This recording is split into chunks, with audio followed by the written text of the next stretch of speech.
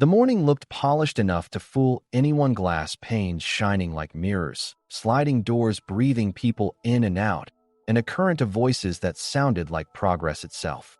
Jonas Meyer, in a navy work jacket with a stitched name tag that had lost some of its color, watched that current from the edges where currents never reached. He had a cart with a squeaky wheel, a key ring that chimed like a small wind bell, and a checklist that always seemed longer than his shift. What he didn't have was sleep. He'd tucked his 8-year-old, Mia, into bed before dawn after a cough had woken her, then made the lunch she liked, peanut butter folded into 2 corners, a little heart cut from an apple slice, a note that only said, "You're brave." He didn't write, "I'm scared," though he carried that line with him like a hidden bruise. Jonas knew how to be invisible. The trick was to keep moving and never look like you were thinking. But today, try as he might, he couldn't stop thinking. A contractor he didn't recognize had been in early. The loading bay camera had a faint static, and the security gates had glitched twice with no one logging a fault. Little things, he told himself. Still, little things were how big mistakes introduced themselves. He cleaned the lobby in loops that looked casual and were anything but. He had a soldier's eye for patterns, the kind you keep even after the uniform is traded for a mop handle and a pocket of coupons. He saw the same sales team rehearse a pitch with their hands, a nervous intern pretend not to be lost, and 2 senior managers trade smiles that did not reach their eyes. The routine relaxed everyone else. It sharpened him. Now, and then he touched the phone he wasn't supposed to carry in his chest pocket. Mia's school could call. They knew to call him first. He'd memorized the path to get there in 11 minutes if he ran and didn't think about the last time he'd run that hard. The hospital's white corridors, and the doctor who used the word complication like it could explain a life-changing shape. Jonas breathed out and focused on what he could control. Clean the brass rails before the 8:15 crowd.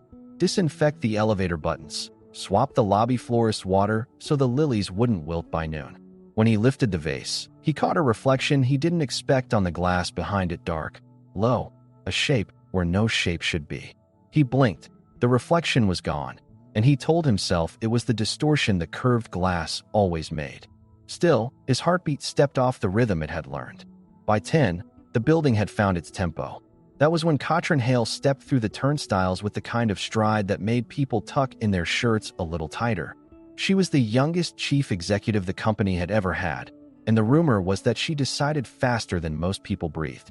Jonas had seen her twice up close, once when he'd fixed a jammed door in a conference room, and she'd thanked him with a nod that somehow felt like acknowledgement, and once when she'd stood alone at the window after a late meeting. Breathing like the glass was the only thing keeping her from falling outward. He didn't know her, not really, but he recognized the way ambitious people carried weight with their spine. Today she wore a charcoal suit and the unbothered look of someone with 5 urgent fires and a garden hose of composure. Her usual driver wasn't at the curb. Jonas noticed because he always noticed. The regular driver wore a pale cap and read sports headlines on his phone between runs. The one waiting now in the black sedan kept both hands on the wheel at 10 and 2, eyes forward like a statue pretending to be human. The car itself looked immaculate, fresh wash, tires still wet, but a detail nagged at Jonas the way a word sits on the tip of your tongue. The front license surround had a newer screw on one side, edges a little stripped, like someone in a hurry had over-tightened it. He told himself to mop the tile seam, to smooth away the faint grit underfoot that he alone could feel. But the feeling didn't smooth. It lifted the hairs on his forearms and brought back muscle memory he had not needed in years, angles, lines of sight, what belonged and what didn't. The service corridor camera had static at 6:12. The loading bay badge reader flickered when the night courier left. The building's maintenance log hadn't updated for 20 minutes, even though he'd submitted a change. He set the mop back into the rinse bucket and reached to tighten the loose lid on the trash bin by the revolving doors, an old habit to buy himself a closer look without looking like he was looking. From that angle, he caught it. Not a reflection this time, not glass playing tricks, but a thin, gray tail of something tucked along the sedan's rocker panel, just shy of shadow. The kind of color you pick if you don't want to be seen. Wires should not live there. He swallowed. Maybe it was a dangling cable tie from a rushed detailing job. Maybe he was tired, overreading a nothing into a something. He looked at the driver again. The man's jaw worked like he was grinding the inside of his cheek. His left shoulder twitched once, then stilled. On the far side of the driveway, a delivery van idled even though its driver had already handed off a small package and signed the manifest. "Why are you still here?" Jonas's mind asked, too calm for how fast his heart had gone. He could walk away. People like him were supposed to walk away from oddities and leave security matters to security. But he remembered a different morning, a different oddity, the subtle change in his wife's breathing that he told himself was just a cold. He'd waited, and waiting had cost them the last precious sliver of a window no one gets back. Jonas gripped the handle of his cart hard enough to feel the plastic bite his palm. Outside the doors, the day staged a flawless photograph. The sedan's paint catching light, the CEO's steps arrow straight to the curb, the driver's face a mask, and a small gray thread hiding against the car's dark. He didn't run yet.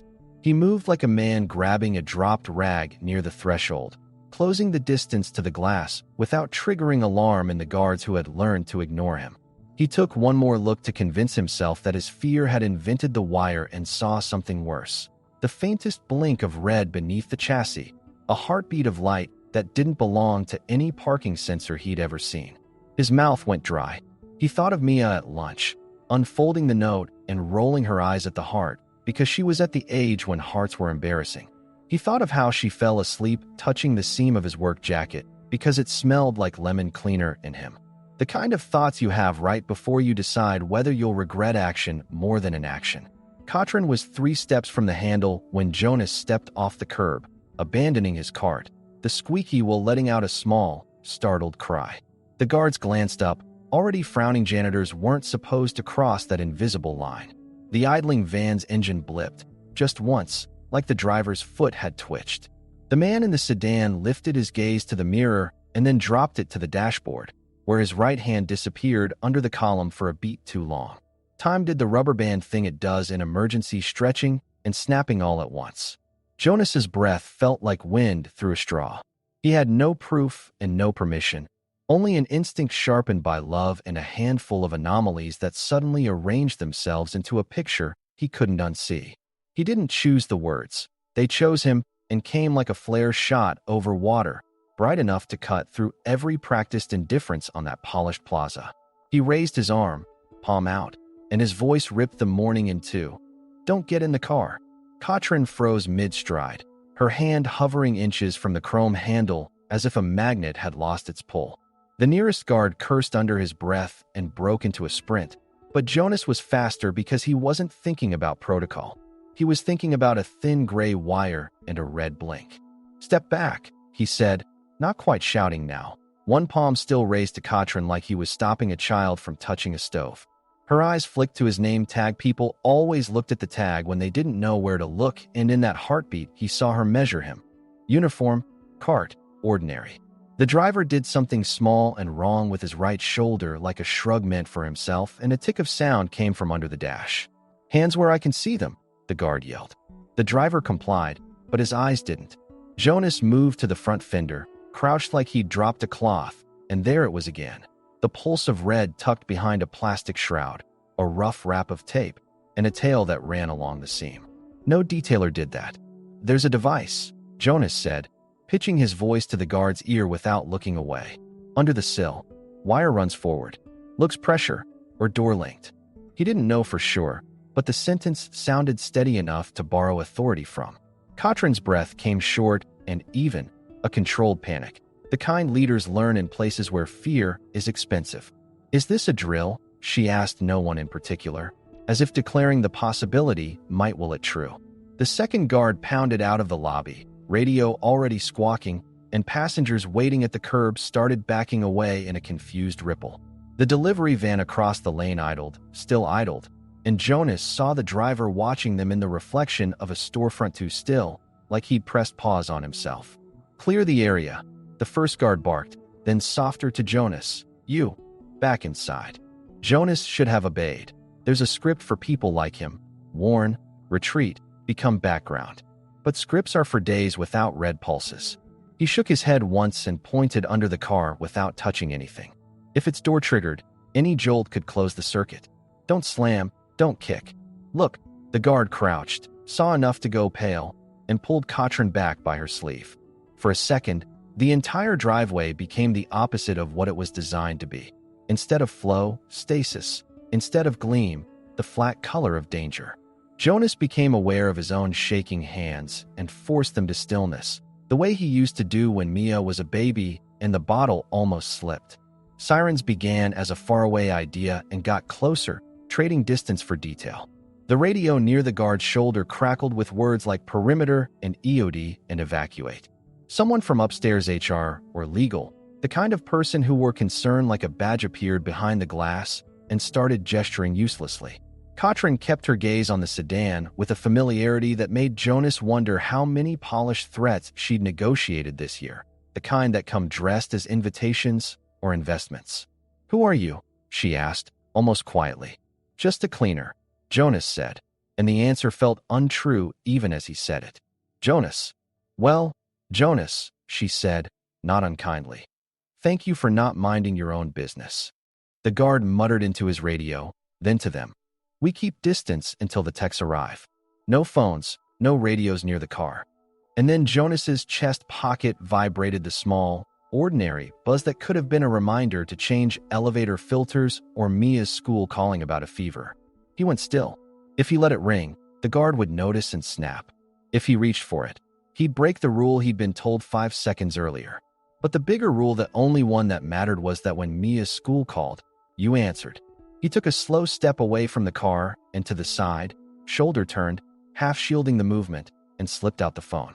The screen showed the school's number. The guard saw and launched into a quiet, furious whisper, "No devices," but Jonas had already swiped right.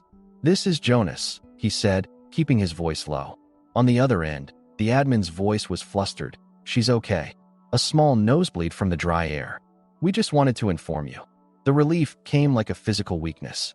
"Thank you," he said, and ended the call with the guilty feeling of a man who had chosen wrong and gotten lucky anyway. He looked up to find the van finally rolling, inching, its driver avoiding eye contact by sheer force.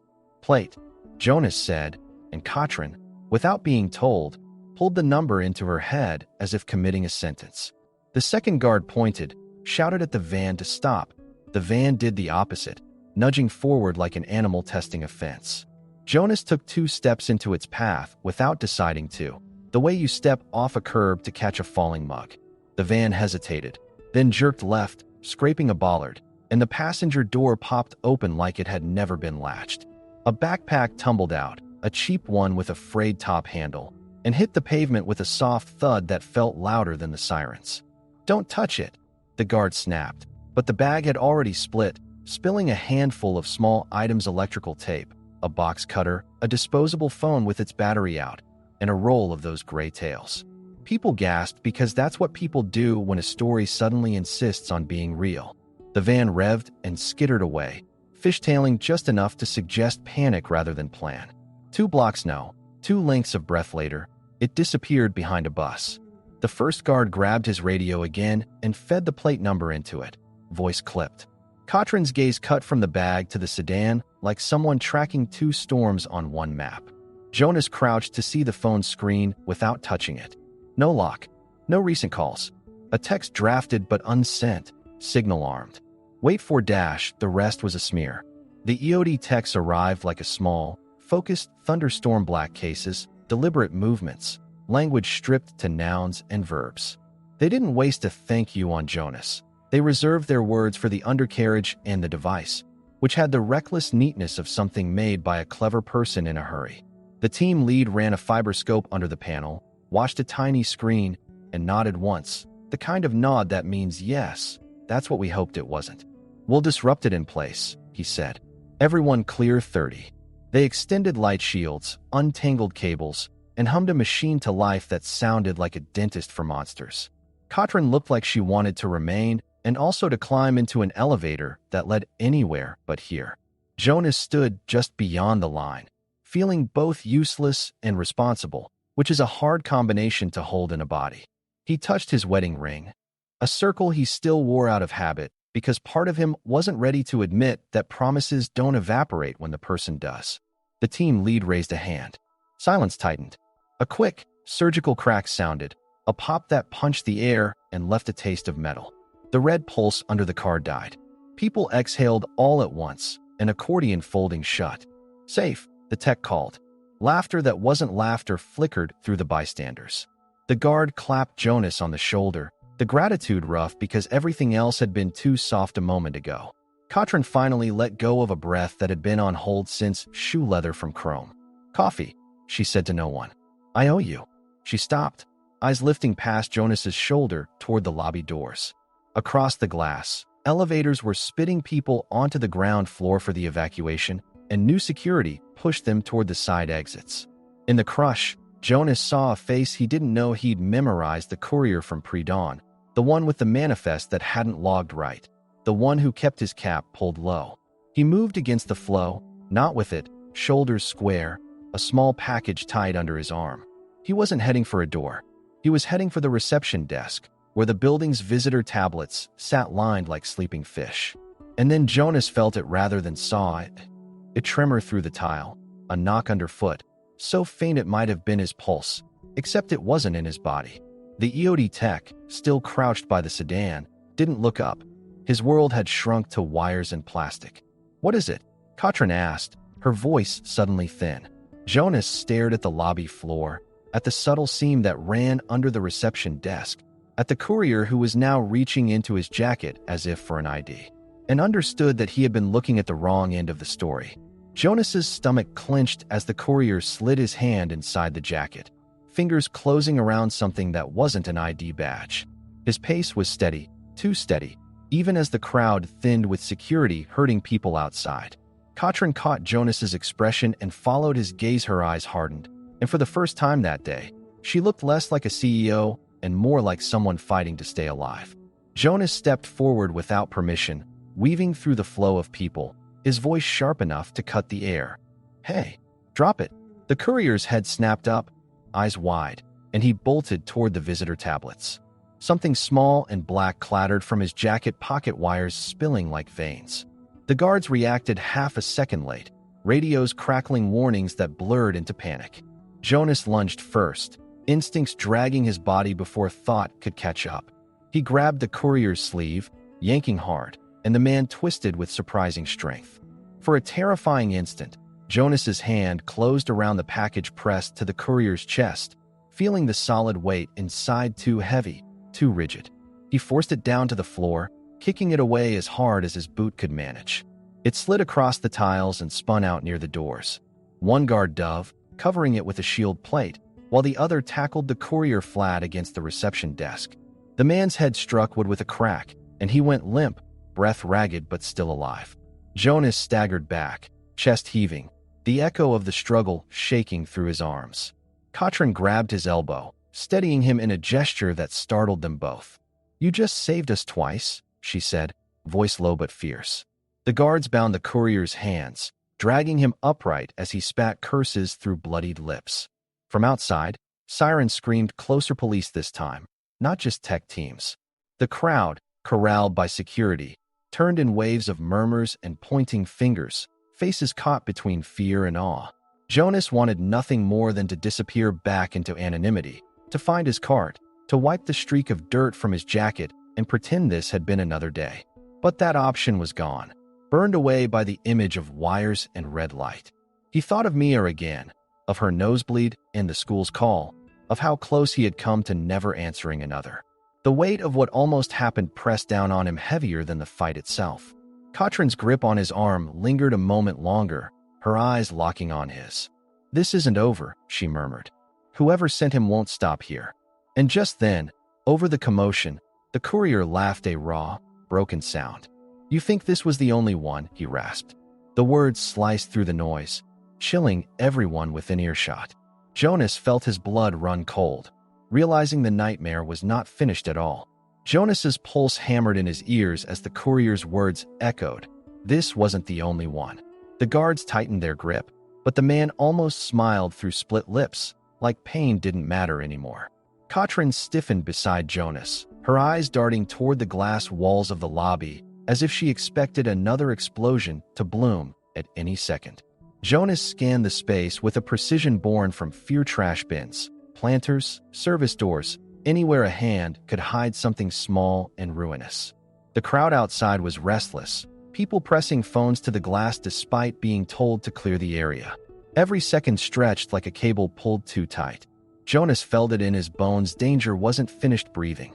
The tech team by the sedan had barely begun their sweep when a sudden thud rattled from the stairwell door at the far end of the hall. One of the guards barked and moved, weapon raised, while Jonas instinctively pulled Katrin behind a marble column. The stairwell burst open and a woman stumbled through, dressed like an office temp, hair tied too neat for the panic in her eyes. She clutched a box file to her chest, shouting words no one could parse through the panic. The guard hesitated, torn between aiming and helping. Jonas saw the courier's grin widen. He knew this was part of it. Jonas didn't think. He sprinted, intercepting the woman before she reached the reception desk. The box file slipped from her arms and cracked open on the floor. Papers fanned across the tiles, but hidden inside was no paperwork, only a rectangular block strapped with taped bundles. Gasps ripped through the lobby as if the air itself had inhaled. Jonas kicked the block sideways, farther from the cluster of guards and Katrin, then dragged the woman down with him. She screamed, clawing at his arm, but he held tight, pinning her wrists. "It's not armed yet," the tech leader shouted after glancing at the device, but even his certainty sounded like a prayer. The guards surged forward, hauling the woman away as Jonas stumbled back, chest burning. Katrin's face was pale, but her voice was sharp. "How many more?" she demanded of the courier. The man spat blood on the floor, saying nothing, yet his silence was worse than a threat. For Jonas, the world had shrunk to fragments, the sour taste of adrenaline, the rough edge of the marble column against his shoulder, the sound of Mia's laugh echoing in his memory, as if reminding him what waited if he kept standing. He hadn't meant to be a part of any of this, but now everyone's eyes were drawn to him, not the guards, not the techs. To them, he was no longer invisible. He was the man who saw what no one else did, the one who moved when hesitation would have killed. He hated the weight of that attention almost as much as he hated the thought of what might still be hidden. Katrin stepped closer, lowering her voice so only he heard. "If you notice the first, and then the second, maybe you'll notice the rest. Help me." Her plea was quiet but sharp, the kind that carried command even in desperation. Jonas swallowed hard, scanning again, knowing every second wasted might be another trap waiting to wake. He felt the story tilting, dragging him deeper, and somewhere inside, the janitor who only wanted to keep his daughter safe had already given way to something else. Jonas forced his eyes across every corner of the lobby, retracing steps like he was rewinding a tape in his head. The bins were clear. The planters looked undisturbed. But the delivery route, he remembered the van, the static in the camera feed, the courier slipping through with a manifest that never logged right. If they'd placed one device under the CEO's car and tried to sneak another through the stairwell, then logic said this wasn't random chaos. It was a pattern. He tugged Katrin behind him as the guards moved the woman into custody, and he leaned close to whisper, "They want confusion, distraction, the real one's still hidden." His voice trembled, but his words didn't. She nodded once, grimly, as if confirming what she already suspected but hadn't dared to say aloud. The EOD team scrambled, setting markers and cordoning off the areas already checked. The guards barked orders at staff, who tried sneaking peeks with their phones. Jonas tuned it out, listening instead for what didn't fit. That was when he caught it, a faint, metallic ticking that didn't belong to any clock in the polished lobby. His breath locked. He traced the sound not to the car or the stairwell, but to the ventilation grate above the reception desk, just where the courier had been heading before Jonas stopped him. The hum of the building's air system masked it for most ears, but Jonas heard it clear as a drip in a silent room. He pointed upward sharply. "There." The guards froze, following his gesture. The tech team swung their lights toward the grate, and one climbed up, prying it loose. What he pulled down was no ordinary filter. It was a compact rig wired to a timer, numbers already red and alive. The room erupted. People shoved to get out. Guards shouted over each other, and Katrin's hand clenched Jonas's sleeve so tightly it hurt. The tech dropped the rig into a blast container and barked the countdown, 42 seconds. Jonas felt his knees threaten to give. He thought of Mia again, her messy braids, her stubborn insistence on wearing mismatched socks, and wondered if he would ever tuck her in again. He forced himself to breathe, to stay steady. because panic spread like fire, and he couldn't let Katrin see him burn. The seconds bled away too fast, the red digits glowing brighter with each heartbeat. The leader's voice rang out, "Disrupt now," and a sharp concussive crack split the air. The timer's glow died at 3. The lobby fell silent, the kind of silence where every chest forgot how to rise. Then the sound of broken laughter slithered back, this time from the woman courier. She had been silent until now, but with wrists bound and blood on her lip, she whispered hoarsely, "You're too late anyway." Every head turned. Jonas's heart punched once, harder than all the rest. Katrin's eyes found his, wide with the question no one wanted to say out loud. Too late for what? Jonas's skin prickled at the woman's words, the way she whispered them with certainty, not threat. Guards pressed closer, shouting demands, but she only smiled through split lips. Too late for what? Katrin's voice cut through the noise, sharp as broken glass. The woman tilted her head, eyes burning with a strange satisfaction. Jonas didn't wait for the answer. He bolted toward the lobby's service corridor, that one hallway he knew better than anyone. The glitches in the cameras, the strange static, the courier's false logs. His mind pieced them together like jagged shards. If something else had been planted, it wouldn't be out in the open. It would be hidden where no one ever looked, where only a janitor would know. His boots hammered the tiles as he sprinted down the dim corridor, passing carts and locked supply closets. The fluorescent light buzzed overhead, mocking in its steadiness. He slid to a stop at the electrical room, key already in hand. Behind him, a guard shouted for him to stand down, but Jonas ignored it. He forced the door open, the smell of dust and warm metal filling his lungs. And there, under the panel where he had once fixed a simple fuse, sat a black case wedged between conduit pipes. Wires coiled like veins from its side, and a digital face blinked with cruel simplicity. 5:21. 5 minutes. Jonas's blood froze. This wasn't a scare tactic, it was a finale. He shouted for the tech team, voice breaking as they rushed to his side. One knelt instantly, hands steady as he traced the wires, but even he swore under his breath. This one's professional. Fail-safe loop. We cut wrong, the whole grid goes. Katrin arrived seconds later, flanked by guards, her usually composed face raw with fear. She stared at the timer, then at Jonas, as though the janitor who had warned her first might somehow know what to do now. Jonas didn't. His hands trembled at his sides, but his eyes darted to the courier and the woman, dragged in behind. Their smug silence told him everything. This device wasn't just meant to kill. It was meant to cripple the building, to erase data, to collapse everything Katrin had built. The techs argued in clipped words, time bleeding away too fast.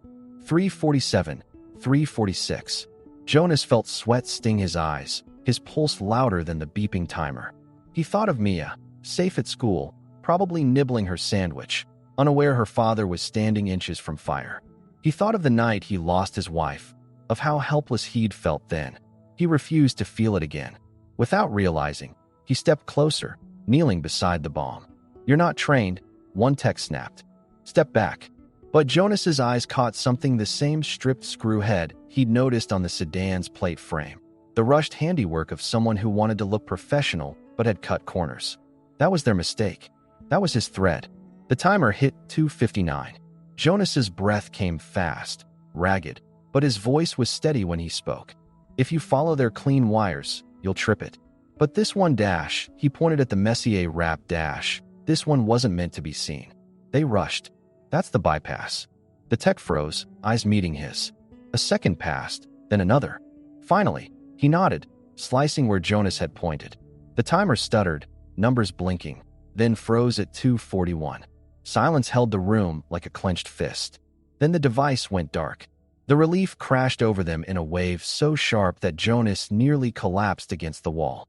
Katrin's hand found his shoulder again, squeezing, anchoring him to the moment.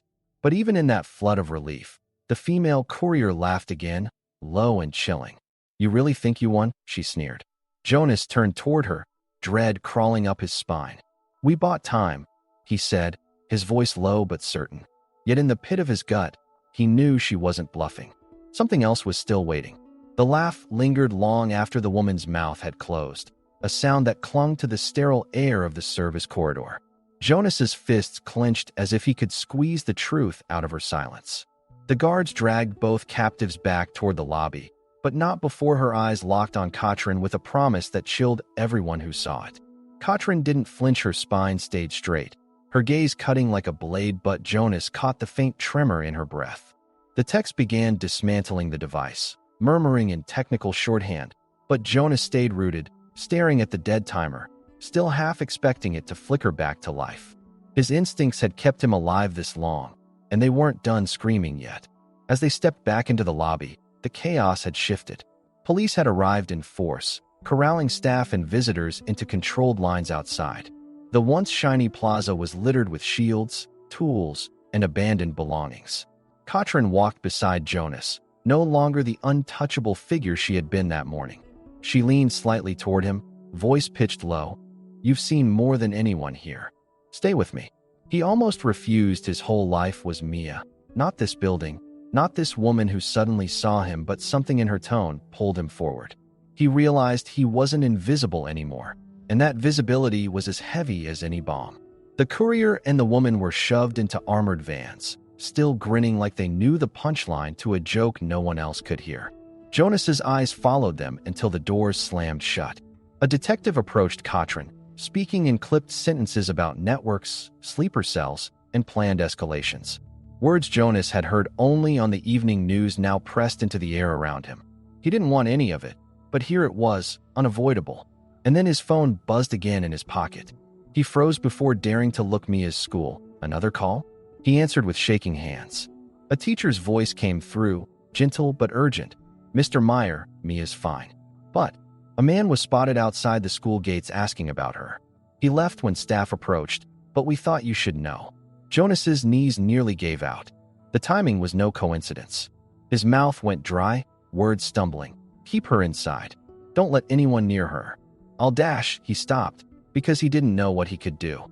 The line between his two worlds had been crossed, and now the fight was no longer just about Katrin or the building. It was about Mia. He shoved the phone away and turned to Katrin, eyes blazing. "This isn't finished. They're after you.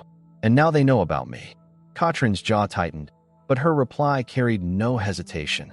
"Then we stop running. We take control." Jonas wanted to argue, to vanish back into obscurity, to hide his daughter from shadows. But as he looked at Katrin, powerful, shaken, yet refusing to bend, he realized there was no path back. His warning shout that morning had ripped him out of anonymity and thrown him into a war he hadn't chosen. The only choice now was how to fight it. His heart pounded with one thought, louder than the noise of sirens, louder than fear itself. Mia must be safe. And then, as if the day hadn't bared its teeth enough, a uniformed officer rushed toward them with fresh dread on his face. "We've just intercepted a message," he said. "There's a second team, and they're already inside."